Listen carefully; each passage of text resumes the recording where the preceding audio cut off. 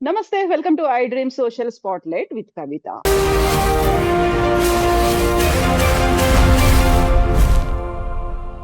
మలయాళ film ఇండస్ట్రీలో జరుగుతున్నటువంటి casting couch గురించి జస్టిస్ హేమ కమిటీ రిపోర్ట్ వచ్చిన తర్వాత అక్కడ యాక్సెప్టెన్స్ కంటే కూడా ప్రొటెస్ట్‌లు చేస్తూ రిజైన్ చేసినటువంటి సభ్యులు కనిపించారు. తెలుగు ఇండస్ట్రీకి సంబంధించి మహిళా కొరియోగ్రాఫర్ కంప్లెయింట్ చేసిన తర్వాత డిఫరెంట్ వెర్షన్స్ అనేవి ఎందుకని వినిపిస్తున్నాయి?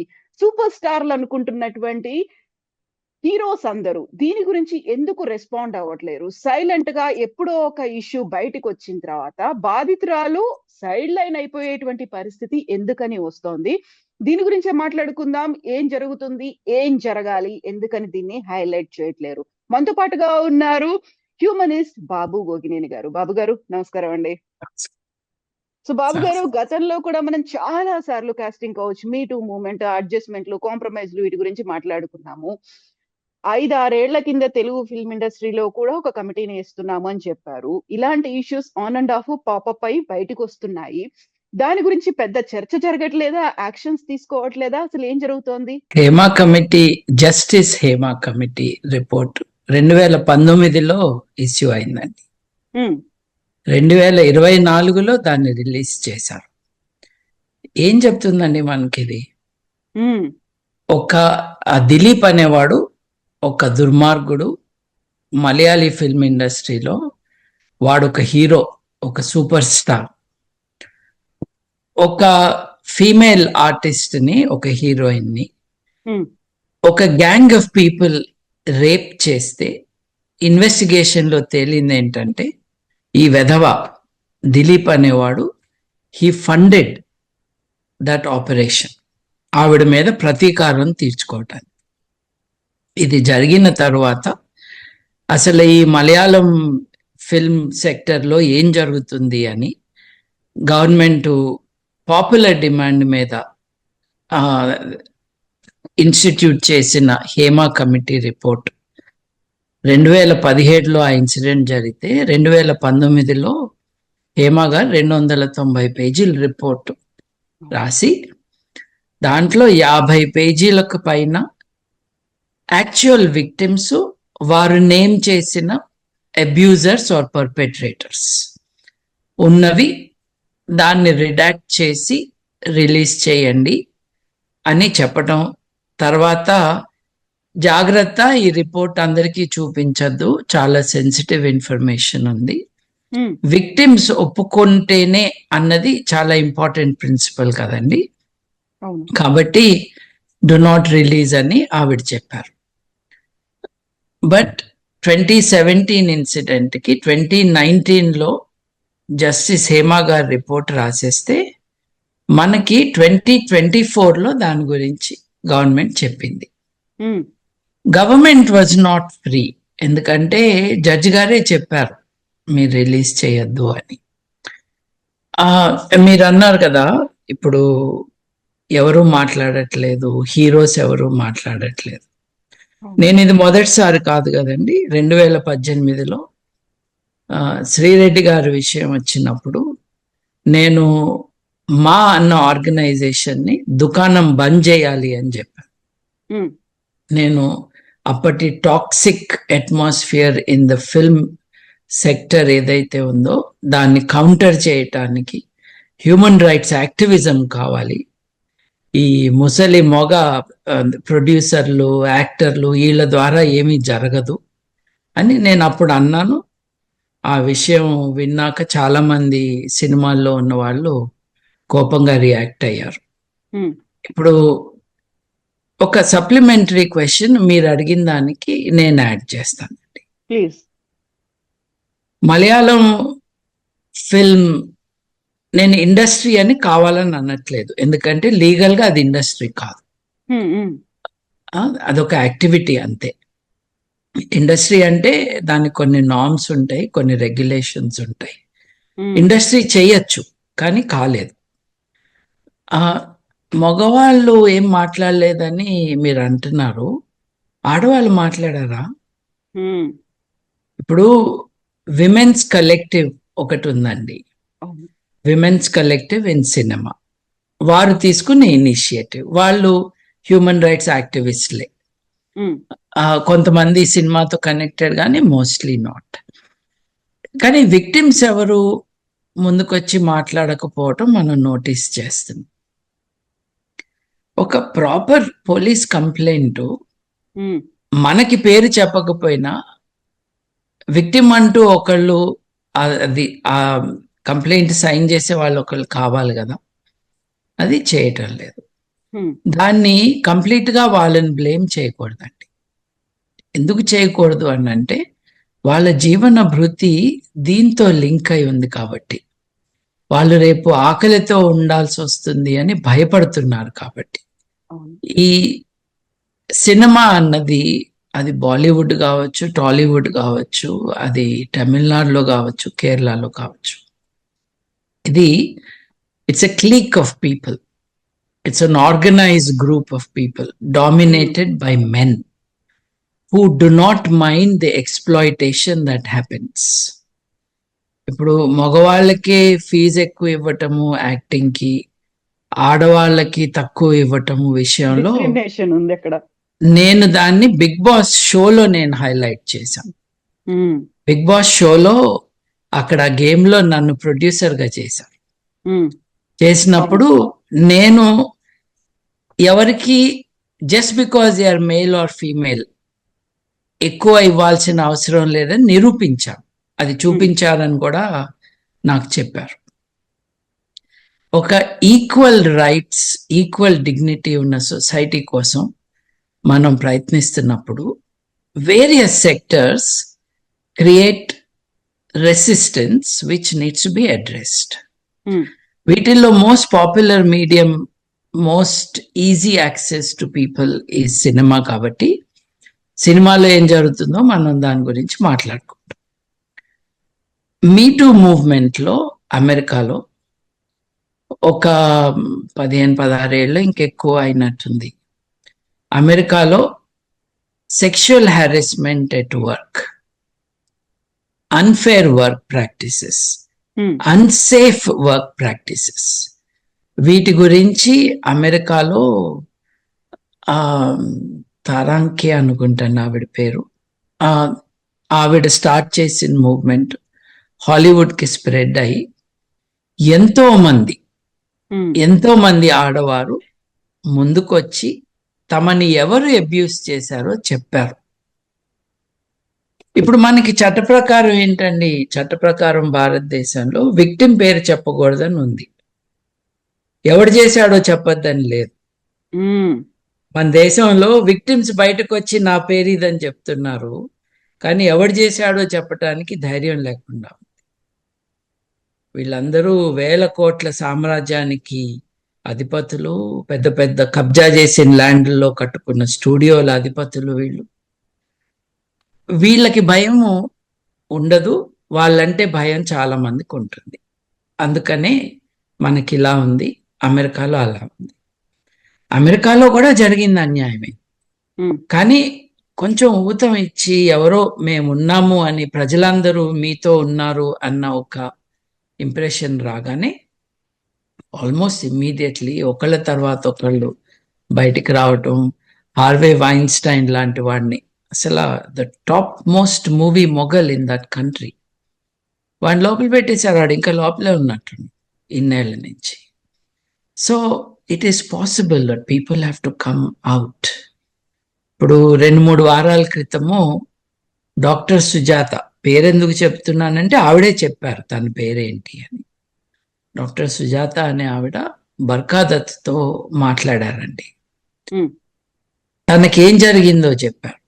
తనకి 16వ ఏట నుంచి తనని గ్రూమ్ చేయటం, తనకి 18వ ఏడు వచ్చేటప్పటికల్లా తన్ని రేప్ చేశాడు ఒక పెద్ద డైరెక్టర్ తమిళ్ సినిమాలో అని ఆవిడ చెప్పారు. అది వింటూ ఉంటే ఒళ్ళు జలధరిస్తుంది, కంట్లో నీళ్ళు వస్తాయి. ఓపెన్ గా చెప్పేశారు ఆవిడ, ఎలాక్వెంట్ గా చెప్పారు. కానీ ఆవిడ కూడా డైరెక్టర్ పేరు చెప్పలేదు. సో అందరూ ఒకళ్ళని పట్టుకుని ఒకళ్ళు ఏడ్చుకుని వెళ్ళటమే కానీ తప్పు చేసిన వాడిని పట్టుకునే అవకాశం లేకుండా అయిపోతా ఉంది విక్టిమ్. ఆవిడ డాక్టర్ గారు, ఆవిడన్నా చెప్పు ఉండాల్సింది. అవును. కానీ విక్టిమ్ ని మనం డిమాండ్ చేసే అంత దుర్మార్గంగా ఉండకూడదండి. వాళ్ళని ఎంకరేజ్ చేయొచ్చు అంతే. ఇప్పుడు 35 ఏళ్ల క్రితం ఏదో జరిగింది నాకు అని ఇప్పటికీ నాకు ట్రామాటిక్ గా ఉంటుందన్న ఆవిడ్ని మళ్ళీ ఆ పేరు చెప్పు, సబ్సిక్వెంట్ మీడియా అటెన్షన్ ఎదుర్కోగలనని చెప్పు అన్న డిమాండ్స్ మనం పెట్టడం కష్టం. So it is a very complex situation. Situation. అంటే అక్కడ అందరు రిజైన్ చేశారు. రిజైన్ చేసిన వాళ్ళు చాలా ugly thing that they resign. Silent గా ఉండటం వేరు, అందరూ కలిసి రిజైన్ చేయటం వేరు. మీరు అన్నారు ఇక్కడ కూడా things have not been good అని. ఏ ఫీల్డ్ లోనూ థింగ్స్ ఆర్ నాట్ గుడ్ అండి. ఇప్పుడు కేవలం సినిమా అని కాదు. ఇప్పుడు ప్రజ్వల్ రేవಣ್ణ ఉన్నాడు, పూర్వ ప్రధానమంత్రి మనవడు. అతను వీడియో తీసుకుని ఇల్లిసిట్ అంటం కంటే కూడా ఫోర్స్డ్ సెక్షువల్ రిలేషన్స్ మెయింటైన్ చేసినప్పుడు అతన్ని ఏం చేశారు? కొద్ది కాలం జర్మనీ పారిపోయాడు, తిరిగి వచ్చాడు, పార్టీలోంచి తీసేశారు. నేను ఐ డ్రీమ్స్ డిస్కషన్లోనే 2-3 సార్లు చెప్పాను, సినిమాల్లో డైలాగులు రాసేవాళ్ళు అత్యంత టాక్సిక్ డేంజరస్ డైలాగులు రాస్తున్నారు. నేను అందరూ గురూజీ అంటారు, ద డర్టీ ఫెలో త్రివిక్రమ్ అని కూడా అన్నా. ఎందుకన్నాను? అతని డైలాగులు చూడండి. గురూజీ ఏంటండి మనిషికి పేరు. అతను రాసిన డైలాగులు ఏంటి? జల్సా సినిమాలో 2008లో తీసిన జల్సా సినిమాలో పడుకున్న అమ్మాయిని రేప్ చేస్తే ఏం మజా వస్తుందిరా అని రాశాడు ఈ దరిద్రుడు. పడుకున్న అమ్మాయిని రేప్ చేస్తే ఏం మజా వస్తుందిరా, పరిగెత్తేటప్పుడు చెయ్యాలి అని అని రాసిన వాడు గురూజీనా? ఏం తెలుస్తుంది మనకి దీనివల్ల ఈ సినిమా ఫీల్డ్ గురించి? మీరే చెప్పండి. నేను లిజెండ్ అంటూ సొంత డబ్బా కొట్టుకుంటూ తిరిగేవాడు హీరోయిన్ ని సెట్ మీద కొట్టాడంట. తర్వాత లైసెన్స్ ఉందో లేదో తెలియదు కానీ తుపాకీ తీసుకుని TV9 ఆఫీస్కి వెళ్ళాడంటే బెదిరియటానికి ఎవరు. ఇది ఒక స్టోరీగా చెప్పుకుంటున్నారండి. ఇది నేరాలు ఘోరాల్లో రిపోర్ట్ కావాలి. అరే అట్లా చేశాడంట, ఆహా ఏం మనిషి, ఏం ధైర్యం అనుకుంటూ మాట్లాడే వాళ్ళే మన చుట్టూ. సో ఈ కాంటెక్స్ట్ లో it is sad, but this is the only thing you can expect. ఇంకోటి, తెలుగు సమాజము ప్రేక్షక సమాజం. అది సినిమా అవ్వచ్చు, నేరాలు అవ్వచ్చు, ఏదైనా అవ్వచ్చు. వాళ్ళు టీవీ పెట్టుకుని 2 గంటలు చూసేసి పడుకునే రకాలు తెలుగు జాతి. ఇంత అన్యాయం జరుగుతుంది, నేను ప్రొటెస్ట్ చేయాలి, చిన్నపిల్లలకు అన్యాయం జరుగుతుంది, నేను ఇంట్లో కూర్చుంటే ఎట్లా, వాళ్ళకి సపోర్ట్ చేసేవాళ్ళు లేకపోతే నేనున్నాను అనుకునే వాళ్ళు కనపట్లేదండి. ఒక టీవీ షో చూసేసి సోషల్ మీడియాలో 4 కామెంట్లో ఏదో అదే యాక్షన్ అనుకుంటున్నారు. మిస్బిహేవ్ చేస్తున్న వాళ్ళని, లేదు రాంగ్ సిగ్నల్స్ ఇస్తున్న వాళ్ళని ఎవరు ఎదుర్కోకపోవటం అన్నది ఈజ్ ద బిగ్గెస్ట్ ఛాలెంజ్ అండి. నేను ఈ పార్టీకి చెందుతాను, వీళ్ళని అనకూడదు అన్నట్టుగా, నేను ఇండస్ట్రీలో ఉన్నాను అంటే వాళ్ళు ఇండస్ట్రీ అనుకుంటున్నారు కాబట్టి నేను మాట్లాడకూడదు అనుకోవటం. It's a conspiracy of silence. ఈ కాన్స్పిరసీ ఆఫ్ సైలెన్స్ యొక్క షాడోలో బతుకుతాయి ఈ కీటకాలన్నీ కూడా. అరే అట్లా చేశాడంట, ఆహా ఏం మనిషి, ఏం ధైర్యం అనుకుంటూ మాట్లాడే వాళ్ళే మన చుట్టూ. సో ఈ కాంటెక్స్ట్ లో it is sad, but this is the only thing you can expect. ఇంకోటి, తెలుగు సమాజము ప్రేక్షక సమాజం. అది సినిమా అవ్వచ్చు, నేరాలు అవ్వచ్చు, ఏదైనా అవ్వచ్చు. వాళ్ళు టీవీ పెట్టుకుని 2 గంటలు చూసేసి పడుకునే రకాలు తెలుగు జాతి. ఇంత అన్యాయం జరుగుతుంది, నేను ప్రొటెస్ట్ చేయాలి. చిన్నపిల్లలకు అన్యాయం జరుగుతుంది, నేను ఇంట్లో కూర్చుంటే ఎట్లా, వాళ్ళకి సపోర్ట్ చేసేవాళ్ళు లేకపోతే నేనున్నాను అనుకునే వాళ్ళు కనపట్టలేదండి. ఒక టీవీ షో చూసేసి సోషల్ మీడియాలో 4 కామెంట్లో ఏదో అదే అదే యాక్షన్ అనుకుంటున్నారు. సమాజాలు మారేది ఎలా? సమాజం పైన దృష్టి సారిస్తే మారుతాయి. ఇప్పుడు చూడండి, లడ్డు గోల చాలా చూస్తున్నాము. అందరు హిందువులతో పాటు నేను కూడా ఖిన్నున్నయ్యాను. నేను హిందువుని కాదు, కానీ ఎందుకు అయ్యాను అని అంటే, వారు కోరుకుంటున్న, వాళ్ళు ఏదైతే వాళ్ళ పద్ధతులు అని అనుకుంటున్నారో దాన్ని బ్లేటెంట్గా వైలేట్ చేసిన కారణంగా వాళ్ళందరూ బాధపడుతుంటే అయ్యో అని అనిపించింది నాకు కూడా. ప్రభుత్వంలో ఉన్న వాళ్ళు ఏం చేయాలి? ప్రభుత్వంలో ఉన్న వాళ్ళు యాక్షన్ తీసుకోవాలి. ఉప ముఖ్యమంత్రి గారు దీక్ష పూనుతున్నారు, ప్రాయశ్చిత్త దీక్ష అని. వీరెవరు? జల్సా సినిమాలో ఆడవారిని రేపు ఎలా చేయాలో చెప్పిన డైలాగ్ చెప్పిన పవన్ కళ్యాణ్ గారు. అది వింటూ ఆ సీన్లో యాక్ట్ చేసిన వారెవరు? సినిమా రంగంలో పెద్ద మనిషిగా ఉన్న బ్రహ్మానందం గారు. ఇదంతా చూసి చప్పట్లు కొడుతున్న వాళ్ళు ఎవరు? కోట్ల మంది తెలుగు ప్రజలు. ఈ కల్చర్ ఏదైతే ఉందో, బ్యాక్వర్డ్ లో కల్చర్, దీన్ని మనం అడ్రస్ చేయాలి. ఫలానా వాళ్ళు మాట్లాడలేదా, ఫలానా వాళ్ళు మాట్లాడారా అని ఎప్పుడు వెతుక్కోగలవంటే అట్లా మాట్లాడే ఒక కల్చర్ ఉన్నప్పుడు. లేదు కదండి. ఇప్పుడు నాకు సినిమాలంటే ఎక్కువ పరిచయం లేదు. I make it very clear, I'm not part of main stream cinema consumption or culture. ఒకప్పుడు నేను సినిమాలకి రివ్యూలు రాసేవాడిని న్యూస్ పేపర్స్కి.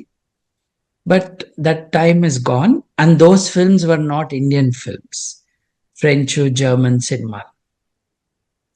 French సినిమాలో Gérard Depardieu అని చాలా ఫేమస్ ఎక్స్ట్రాడినరీ యాక్టర్.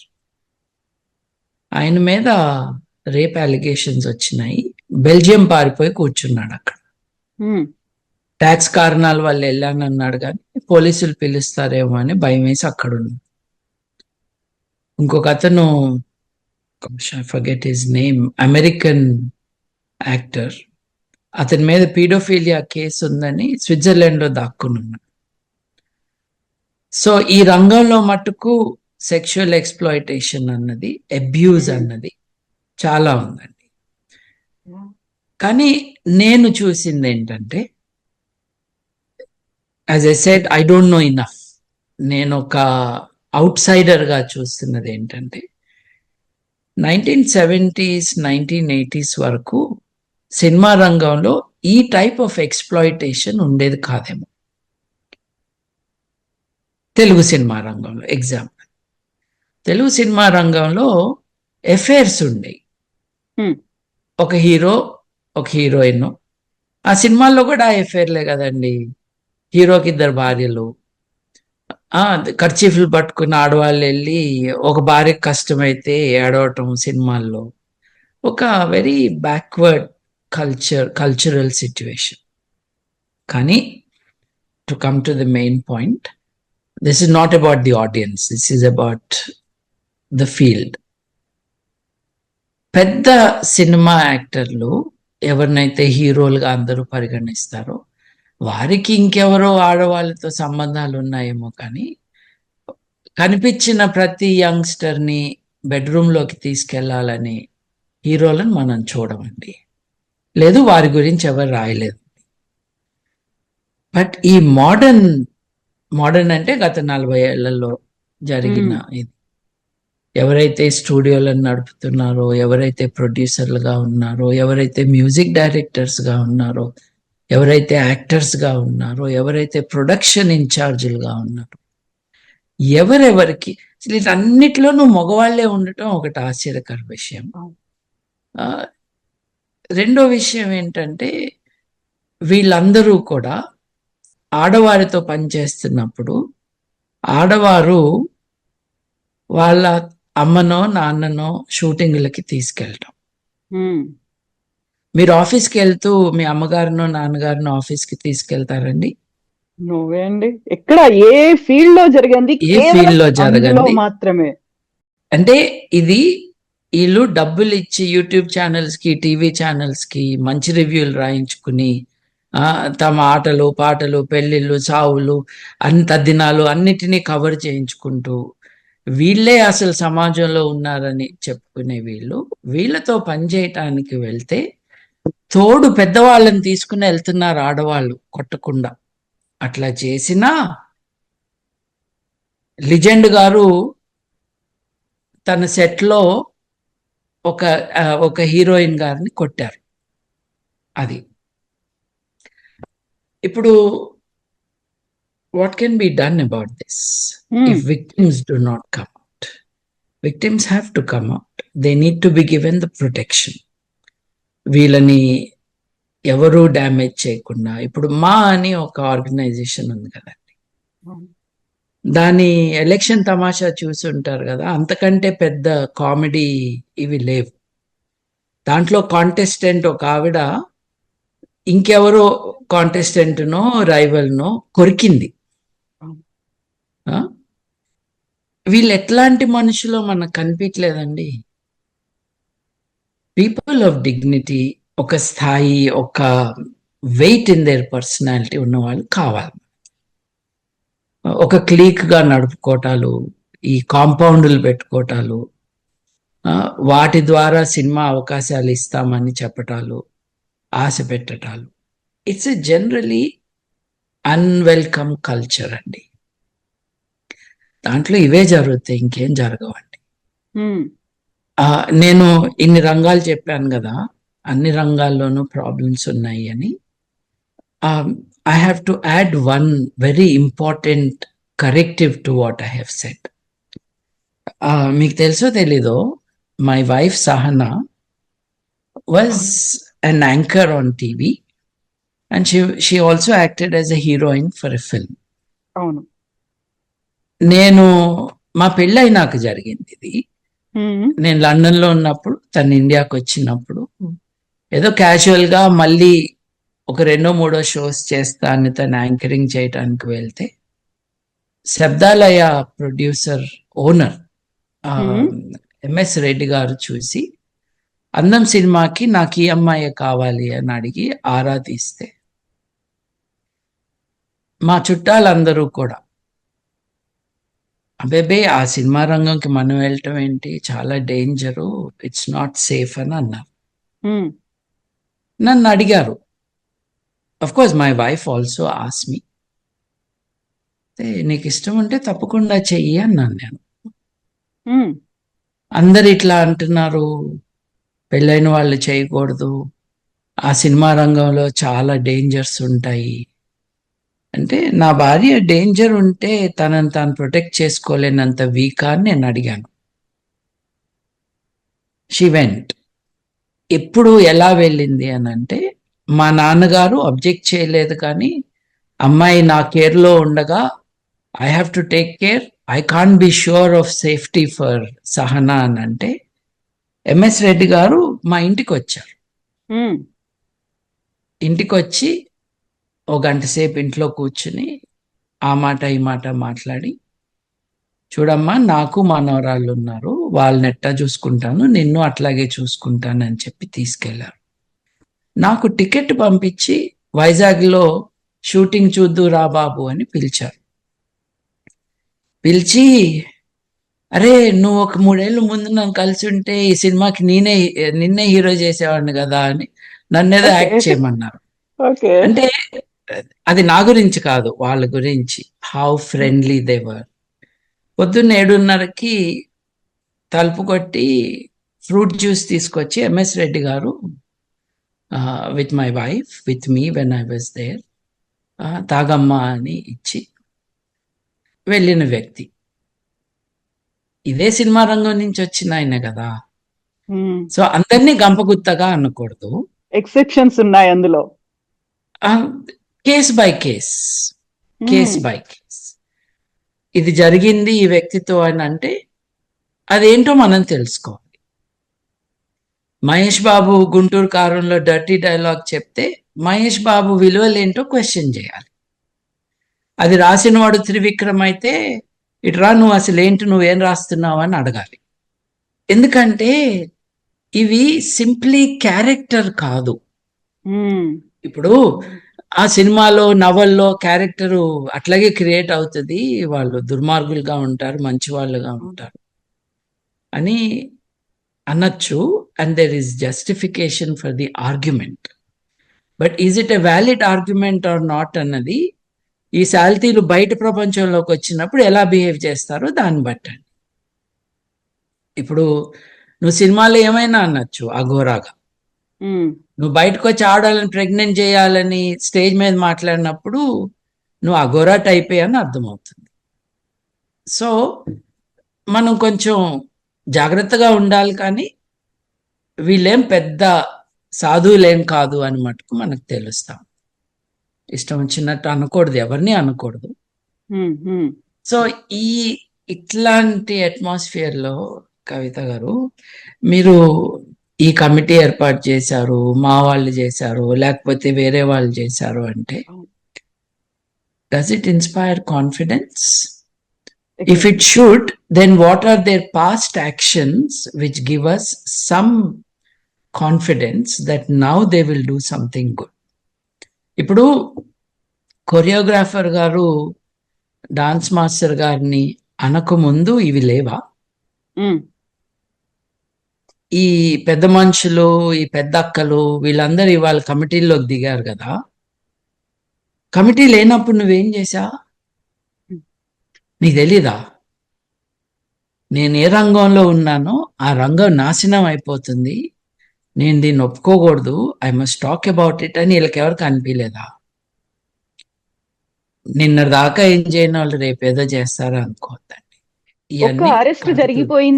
అరెస్ట్ జరిగిపోయింది, దానికి ప్రాబ్లం కి సొల్యూషన్ వచ్చింది అనుకుంటున్నారా? ఓవరాల్ గా అది కేవలం ఆ పర్సన్, ఆ అమ్మాయి బయటకు వచ్చింది కాబట్టి ఈ ఇన్సిడెంట్ అనేది జరిగిందని బయట ప్రపంచానికి తెలిసింది. ఓవరాల్ గా ఇలాంటివి రాకుండా ఉండాలంటే ఆన్ అండ్ ఆఫ్ వచ్చిపోతున్నాయి తప్ప. నేను ఇందాక మీతో అన్నట్టుగా తెలుగు ప్రజలు ప్రేక్షకులు మాత్రమే, వాళ్ళు ఏం చేయరు. వాళ్ళు సోషల్ మీడియాలో ఒక బూత్ రాస్తేనో, కోపంగా ఒక మాట రాస్తేనో సమాజానికి వాళ్ళు ఒక సమిధనై అర్పించుకున్నారు, తమను తాము అనుకునే రకాలుగా మారిపోయారు. ఇలా ఉండేది కాదు ఒకప్పుడు. This is the result of this so called smart phone in everybody's hand. అట్లాగే అవుట్రేజ్ అన్నది న్యాచురల్ గా, ఎథికల్ గా రావాలండి. ఇప్పుడు ఆ ప్రణీత్ హనుమంతు అనే ఒక మనిషిలాగా కనిపించే ఒకడున్నాడు. వాడు చిన్న తల్లి కూతురు అన్నది కాదు, ఒక బిడ్డ, 5-6 ఏళ్ల బిడ్డ. ఆ బిడ్డకి సెక్షువాలిటీ ఆపాదించి సెక్షువలైజ్ చేయటం అన్నది చేసినందుకు ప్రొటెస్ట్ జరిగింది కదా. చాలా మంది ఏమన్నారంటే ఇతను బ్యాడ్ రివ్యూస్ రాస్తున్నాడు కాబట్టి ఇతన్ని అటాక్ చేయటానికి ఇది ఉపయోగించుకున్నారు ఈ సినిమా రంగంలో ఉన్న వాళ్ళు అని అన్నారు. అది నిజం కాకపోతే వేరే ఇష్యూస్ లో మాట్లాడి ఉండాలి కదా. అది ఇక్కడ కూర్చుని నేను అక్యూజేషన్స్ చేయటం అన్యాయము, తప్పు. కానీ ఒక అబ్జర్వర్గా ఇన్ని ఘోరాల్లో ఒక ఘోరం ఇదొక్కటే ఎందుకు చేసావు అనట్లేదు, ఎందుకంటే ఒకటి చేయడం కూడా మంచిదే. కానీ అది మాత్రమే చేసి అంతకు ముందు తర్వాత ఏమీ చేయక ఇది జరుగుతూ ఉన్నప్పుడు కనీసం ఒక మాట కూడా మాట్లాడకపోవటం, ఇవన్నీ దే డోంట్ ఇన్స్పైర్ కాన్ఫిడెన్స్. నేను ఈ విషయం తెలియకుండానే అతని డర్టీ ఫెలో అన్నాను. పూనం కౌర్ అనే ఆవిడ ఏదో చెప్పకుండా నర్మగర్భంగా కరెక్ట్ టైంకి నేను చెప్తాను, ఏంటండి నేరాల reporting gossip page 3 news items అవ్వాలా? నువ్వు చెప్పాలి, పేరు చెప్పాలి. ఇవాళ నువ్వు ఇండస్ట్రీలో కూడా లేవు కదా, నువ్వు ఇండస్ట్రీ అనుకుంటున్న దాంట్లో అవకాశాలు పోతాయనే పరిస్థితి కూడా కాదు కదా. So you should name the person, you should say exactly what happened or don't say it. ఇప్పుడు మీరందరూ వచ్చి చెప్పాలి అనే డిమాండ్ ఎవరిది కాదు, కానీ మీరు అక్కడ ఒక 50 మంది ఉంటే దాంట్లో 30 మందో 25 మందో 40 మందో ఎంతమంది మర్యాదస్తులు ఉన్నారో మనకు తెలీదు. కానీ నువ్వు సరిగ్గా చెప్పకుండా అట గాల్లో 4 మాటలు అన్న కారణంగా అక్కడ ఉన్న వాళ్ళందరికీ చెడ్డ పేరు వచ్చేసింది కదా. నేను మీకు చెప్పినట్టుగా ఐఎమ్ నాట్ ఎగ్జాజరేటింగ్ అండి. నా భార్య విషయంలో అందరూ తనని బెదిరించారు, భయపెట్టారు, వద్దన్నారు, కాదన్నారు. నేను నీకు ఇష్టమైతే తప్పకుండా ఐఎమ్ విత్ యూ అన్నాను. కాకపోతే నేను లండన్లో ఉన్నాను అప్పుడు. కానీ మా ఎక్స్పీరియన్స్ ఏంటి? మా ఎక్స్పీరియన్స్ ఏంటంటే ఎంఎస్ రెడ్డి గారు ఇంత బాగా మాట్లాడి చూసుకోవటమే కాకుండా వాళ్ళ ఇంటికి భోజనానికి పిలిచి వాళ్ళ ఇంట్లో ఒక స్పెషల్ సొరకాయ కూర అది వండించి మాకు తినిపించి పంపించారు. అంటే అందరినీ ఒకే దాన్ని కట్టేయకూడదు అన్నది it's an obvious thing, but it needs to be repeated. ఇప్పుడు ఈ జల్సా సినిమా రిలీజ్ చేసింది గీతా ఆర్ట్స్ అండి. ఇప్పుడు గీతా ఆర్ట్స్ ఓనర్స్ కానీ దాంట్లో ఉన్న వాళ్ళు కానీ should they not be accountable? ఇప్పుడు ఒక న్యూస్ పేపర్లో ఒక ఆర్టికల్ వస్తుందండి. ఆర్టికల్ రాసిన వ్యక్తి పైన మనకు అభ్యంతరం ఉంటే ఆ వ్యక్తిని అలాగే పబ్లిషర్ని అలాగే ఎడిటర్ని అందరినీ బాధ్యులు చేస్తాం కదా. ఒక ప్రొడక్షన్ హౌస్ ఇంత పువర్ క్వాలిటీ, లో స్టాండర్డ్స్ అండ్ హారిబుల్ కంటెంట్, మళ్ళీ గుర్తు చేస్తున్నాను నేను, డెప్యూటీ చీఫ్ మినిస్టర్ గారు, ఇవాళ డెప్యూటీ చీఫ్ మినిస్టర్ 2008లో జల్సా సినిమాలో నిద్రపోతున్న అమ్మాయిని రేప్ చేస్తే ఏం మజా వస్తుందిరా అన్న డైలాగ్ చెప్పారు. ప్రాయశ్చిత్తం అందుకు చేసుకోవాలి,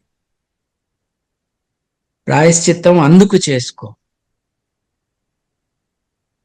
పవిత్రత అపవిత్రత అంటున్నారే, ఆడవాళ్ళు మీకు పవిత్రమైతే మీరు అట్లాంటి మాట మాట్లాడినందుకు మీరు అక్కడ చేసుకోండి ప్రాయశ్చిత్తం, అందుకు చేసుకో. ముఠాలుగా విడిపోయిన జనాల సమాజం మనది. నేను ఈ పార్టీతో ఉన్నాను, నేను ఆ వ్యక్తికి వీరాభిమానిని, నేను అంటానికి ఒప్పుకోను, నేను ఫలానా సేనలో ఉన్నాను, నేను ఫలానా గ్రూపులో ఉన్నాను, ఆర్మీస్ ఉన్నాయి. దీనితో things are not moving forward. ఇంకోటి, నేను I have to speak carefully, but perhaps I'm going to say it openly. Bigg బాస్లో నేను ఒకడిని ఈ ఇంట్లోంచి బయటకి పంపించేయాలి, నేను పంపించలేకపోతే నేను ఈ హౌస్లోంచి వెళ్ళిపోయినాక మీరందరూ కలిసి పంపించేయాలి అన్నా. ఎందుకని ఉంటాను? ఆ హౌస్లో కనీసం 2 ఆడవాళ్ళు నాకు ఆ హౌస్లో ఎటువంటి ఇన్అప్రోప్రియేట్ బిహేవియర్ వారి పట్ల జరిగిందో అది వాళ్ళు చెప్పారు. కాబట్టి నేను ఓపెన్గా ఎందుకు మాట్లాడలేదంటే, ఆ మాట్లాడటం అన్నది మొదటిసారి విక్టిమే మాట్లాడాలి, బయట వాళ్ళు మాట్లాడకూడదు. కాబట్టి అప్పటి నుండి ఇప్పటి వరకు నేను వారి పేర్లు చెప్పట్లేదు, కానీ నేను ఎవరినైతే హౌస్లోంచి బయటకు పంపించాలన్నా వాడు ఒక అమ్మాయిని జాకెట్ దగ్గర చేయబెట్టడం దగ్గర నుంచి ఇంకొక అమ్మాయిని ఇంకో రకంగా టచ్ చేయటం కానీ వాళ్ళు ప్రొటెస్ట్ చేశారు. Bigg Boss is a place of work అండి. సో వర్క్ ప్లేస్లో సెక్షువల్ హారాస్మెంట్ ఉండకుండా ఉంటాను, కమిటీ అక్కడ ఉండాలి. చూసారా, నేను హౌస్ బయటకు వచ్చేసినాక హౌస్ బయటకి నేనే వెళ్తాను అని చెప్పాను, కెమెరాలో చూపిలేదు. నాకు ఇది అక్కర్లేదు, నేను బయటకు వెళ్తాను అన్నాను. అన్నాక 2 వారాలు పట్టింది వెళ్ళటానికి. నేను అన్ని యాక్టివిటీస్కి దూరంగా ఉన్నాకు. షో అయిపోయినాక ఆ లేడీస్ గ్రూప్తోనే నేను అన్నాను, నేను మీతో ఉంటాను, నాకు విదేశాలు వెళ్ళే ప్లాన్ ఉంది, ఎప్పటి నుంచో చేసుకున్న నా ప్లాన్ ఉంది. బిగ్ బాస్ కారణంగా కొన్ని నెలలు డిలే అయింది. నేను వెళ్ళక ముందు ఆ రిలేటెడ్ హ్యూమన్ రైట్స్ సపోర్ట్ నేను ఇస్తాను, రండి కంప్లైంట్ ఇవ్వండి అని నేను చెప్పాను. హౌస్లో కూడా చెప్పాను, కెమెరాకు వచ్చి చెప్పండి. మీరు కెమెరాలో చెప్తే బిగ్ బాస్లో ఉండే 90 కెమెరాల్లో ఒక కెమెరా ముందుకు వచ్చి చెప్పమన్నా, చెప్పలేదు. షో అయిపోయినాక నేను అడిగాను వాళ్ళు, మీరు చెప్తారా అని. అంటే they were very touched by my support to them. కానీ సార్ మీకు తెలుసు కదా, మేము ఈ మాట్లాడితే మాకు ఇక ఆపర్చునిటీసే ఉండవు, అంటే అటువంటి రంగంలో మీకు ఆపర్చునిటీస్ కావాలా అన్నాను నేను. నవ్వారు, ఎంబారెస్మెంట్తో, కాస్త సిగ్గుతో. బైదే వాళ్ళెవరికి కూడా సైలెంట్గా ఉన్న తర్వాత కూడా వాళ్ళ కెరియర్సే ముందుకెళ్ళారు. అప్పుడప్పుడు ఫ్లాష్గా కనిపించి వెళ్ళిపోవటమే తప్పిస్తే it did not help. So ఆ బిగ్ బాస్ లో కనిపిస్తే, అక్కడ కంప్లైంట్ చేస్తే, బయటికి వచ్చినాక కూడా ఫిల్మ్ ఇండస్ట్రీలో దొరకవు. అంటే ఒకటక్కడ ఏదైనా ప్రాబ్లం ఉంది, వీళ్ళు రెస్పాండ్ అవుతున్నారు, దానికి ఇమ్మీడియట్ గా రియాక్ట్ అయ్యి కంప్లైంట్ చేస్తున్నారు, వాయిస్ చెప్తున్నారు అంటే వాళ్ళని అక్కడే కట్ చేసేయాలి అనేటువంటి కాన్సెప్ట్ కనిపిస్తోంది అక్కడ. యా, అది ఆపర్చునిటీస్ డినై చేయటం. ఇప్పుడు ఈ డాన్స్ కొరియోగ్రాఫరు నాకు అవకాశాలు రాకుండా చేస్తున్నాడు. ఈ కొరియోగ్రాఫర్స్ అసోసియేషన్ అధ్యక్షుడిగా ఉండి నాకెక్కడ స్పేస్ లేకుండా చేస్తున్నాడు అని ఒక కంప్లైంట్ కదండి. అంటే కొంతమందిని వెలివేయటం, వాళ్ళకి అవకాశం రాకుండా చూడటం. మీకు గుర్తుండే ఉంటుంది 2018లో నాకు అటు ఇటు సినిమా రంగం వాళ్ళే, బాగా డబ్బులున్న ప్రొడ్యూసర్లే కూర్చుని ఫోన్లో మాట్లాడే వాళ్ళు ఉన్నాం. నేను ఆ మాని మూసేయాలి అని అన్నా. ప్రభుత్వం ఒక ఐఏఎస్ ఆఫీసర్ని పెట్టాలి, అక్కడున్న వాళ్ళ పేర్లు కూడా గుర్తులేవు, వాళ్ళు శ్రీరెడ్డి గారిని అవకాశాలు లేకుండా చేస్తాము అని, సామాజిక బహిష్కరణ చేస్తామన్నటువంటి మాటలు మాట్లాడారు. I'm oppose to every abuse of human rights. నేను ఆ కాంటెక్స్ట్లోనే దెబ్బలాడాను. ఆ కాంటెక్స్ట్లోనే వాళ్ళు అంత ఓపెన్గా ఎలా చెప్పగలిగారండి? ఒక వ్యక్తిని అవకాశాలు లేకుండా మేము చేస్తాము అంటే under the current, behind the సీన్సే కాదు, ఓపెన్గా కూడా మాట్లాడేవాళ్ళు. వీళ్ళని కూర్చోబెట్టి గంటల తరబడి టీవీల్లో ఇంటర్వ్యూలు, వాళ్ళు ఎంత గొప్ప వాళ్ళో చెప్పటాలు, వీళ్ళలో కొంతమందికి ఆనరరీ డాక్టరేట్లు. ఒక ఆయనేమో ఒక ఎంబసీకి ఆనరరీ కౌన్సిల్గా అపాయింట్ అయ్యి, డబ్బులు లేని దేశాలు, అంటే పేద దేశాలు చాలా ఉంటాయి, ఆ దేశాలు ఒక రాయబార కార్యాలయం వేరే దేశాలలో ఏర్పాటు చేసి దాని రాజధానిలో, మిగతా నగరాల్లో కాన్సులేట్స్ని ఏర్పాటు చేసుకుంటాయి. మామూలుగా అయితే మరీ డబ్బు లేని వాళ్ళు ఆ నగరంలో ఒక ప్రముఖుడిని పిలిచి, మీరు మాకు ఆనరరీ కాన్సుల్గా ఉండాలి అని రిక్వెస్ట్ చేసుకుని అపాయింట్ చేస్తారు. ఇట్స్ రియల్లీ ఒక అలంకారం తప్పించి వాళ్ళకేమి consular functions in real sense ఉండవు.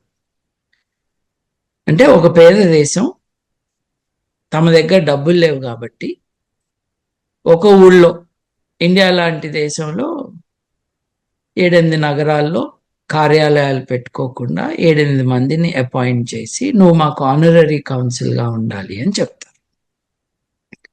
రాయబారులని ప్రోటోకాల్ ప్రకారం యువర్ ఎక్సలెన్సీ అని అనాలి.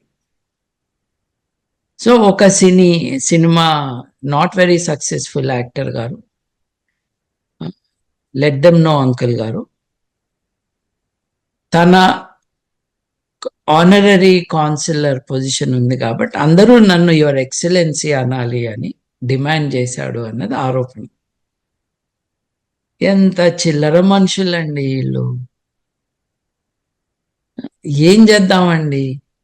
వీళ్ళ నుంచి మనం ఏం ఎక్స్పెక్ట్ చేయాలి? వీళ్ళందరూ ధనవంతులే, వీళ్ళందరికీ చాలా పవర్ ఉంది సొసైటీలో. ఇటువంటి వారికే పవర్ ఉండటం అన్నది కూడా it's a travesty in modern society. So this is where we are అండి. ఈ కాంటెక్స్లో sexual abuse, sexual exploitation will continue. And I want to add one small addition to what I have said so far. ఆడవాళ్ళు మాత్రమే కాదండి, మగవాళ్ళు కూడా are victims of sexual exploitation. నేను ఒక టీవీ ఛానల్కి సెక్షువల్ ఎక్స్ప్లాయిటేషన్ మీద షో చేయటానికి ప్రిపేర్ అవుతుంటే కొంతమంది వచ్చారు. మేము పిల్లలుగా ఉన్నప్పటి నుండి ఇప్పటి వరకు మమ్మల్ని ఎలా అబ్యూస్ చేశారు, దీస్ ఆర్ బాయ్స్, యంగ్స్టర్స్, చెప్పడానికి. ఇంకొక విషయం, కన్జర్వేటివ్ సొసైటీస్లో, ఆడవారిని దేవతలుగా చూసే సొసైటీస్లో ఆడవారి పట్ల ఏదైనా జరిగినప్పుడు చాలా స్ట్రాంగ్గా రియాక్ట్ అవుతాము. తప్పేం కాదు, చేయాలి కూడా, there is no doubt, because women are vulnerable. ఈ ఫోకస్ పెట్టడంలో వాళ్ళు మర్చిపోతుంది ఏంటంటే సగం కంటే ఎక్కువ జనాభా ఉన్నది మగవాళ్ళు, మగపిల్లలు మన సమాజం. వాళ్ళకేం జరుగుతుంది అని చూడట్లేదు. ఒక్కసారి national crime records bureau statistics చూస్తే 56% మంది ఆర్ బాయ్స్, 44% మంది are girls in sexual exploitation matters. ఆశ్చర్యంగా లేదు? మన సమాజం కేవలం ఒక ఇష్యూ మీదనే కాన్సన్ట్రేట్ చేసిన కారణంగా వారు విక్టిమ్సే కదా, మగపిల్లలు. వీళ్ళిద్దరిని పక్కన పెడితే స్టాటిస్టిక్స్ లేవు కాబట్టి నాకు తెలీదు, అందుకని నేను రౌండప్ చేసి 56, 44 అన్నాను. ట్రాన్స్జెండర్స్ ఉన్నారు. ట్రాన్స్జెండర్స్ వాళ్ళ లైఫ్స్ ఏంటి, వాళ్ళ జీవనోపాధి ఏంటి, వాళ్ళకి జీతాలు లేక, ఉద్యోగాలు లేక వాళ్ళు రోడ్డు మీదకి వచ్చి ఎందుకు మిమ్మల్ని డబ్బులు అడుగుతున్నారు? మీరెవరు వాళ్ళని ఆఫీసుల్లోకి రానివ్వట్లేదు కాబట్టి, వాళ్ళకి ఉద్యోగాలు ఇవ్వట్లేదు కాబట్టి. వాళ్ళు ఎందుకు అడుక్కుంటున్నారు? వాళ్ళని మీరు బయటకు తరిమేశారు కాబట్టి, నువ్వు మొగ కాదు ఆడ కాదు అన్నారు కాబట్టి. అదే కదా తెలుగు సినిమా వాళ్ళు మాడా అని అనేది, మగ ఆడ రెండు కాని వాళ్ళు అని. అంటే చూడండి, ఈ toxic thing is being reflected. Cinema is not causing it, we should not mistake it, but cinema is perpetuating it and not letting it go. Babu గారు, ఇప్పుడు జస్టిస్ హేమా కమిటీ రిపోర్ట్ బయటకు వచ్చిన తర్వాత అందులో కీలకమైనటువంటి ఒక వర్డ్ ని యూజ్ చేశారు, పవర్ గ్రూప్ అనేది. ఇటు పొలిటికల్ పర్సన్స్ ఎవరైతే పొలిటీషియన్స్ ఉన్నారో ఫిల్మ్ ఇండస్ట్రీలో చాలా కీలకంగా వ్యవహరిస్తున్నారు. ఈ రెండిటికి చాలా క్రూషియల్ సంబంధాలు వాళ్ళకు ఉన్నాయి కాబట్టి ఇలాంటివి బయటికి రాకుండా చేస్తున్నారు అనే మాట ఆ రిపోర్ట్ లో కనిపించింది. సో ఒకటికి ఒకటి అంత సపోర్టివ్ సిస్టమ్ లాగా ఉన్నప్పుడు మనం ఇంతసేపు మాట్లాడుకున్నటువంటి బాధితులు బయటకు వచ్చే అవకాశం ఉందంటారా? లేదండి, తెలుస్తానే ఉంది కదా. మనం ఇప్పటిదాకా మాట్లాడుకున్న ఈ పెద్ద పెద్ద వాళ్ళందరూ చాలా పవర్ఫుల్ పీపుల్ కదండి. వీళ్ళు అధికారంలో ఎవరుంటే వాళ్ళ సైడ్ ఉంటారు. ఇప్పుడు మొన్నటి దాకా జగన్మోహన్ రెడ్డి నాకు చుట్టం అని చెప్పుకున్న మోహన్ బాబు సడన్ గా నిన్న ట్విట్టర్లో ఏం రాశాడండి, తనకి ఆత్మీయుడు మిత్రుడు అయిన చంద్రబాబు నాయుడు అంటూ రాసుకొచ్చాడు. మొన్నటి దాకా సైడ్ కామెంట్లు పెడుతున్నాయని. వీళ్ళంతా కూడా ఒక ప్రిన్సిపల్ కోసం ఉన్న వాళ్ళు కాదు. వీళ్ళు అధికారం సైడ్ నుండే మనుషులు. So you can expect that this will continue like this. నిటారుగా నుంచుని మాట్లాడే వాళ్ళు తక్కువైపోయారు సమాజం. ఈ స్ట్రగుల్లో ఆడవారి సంఘాలు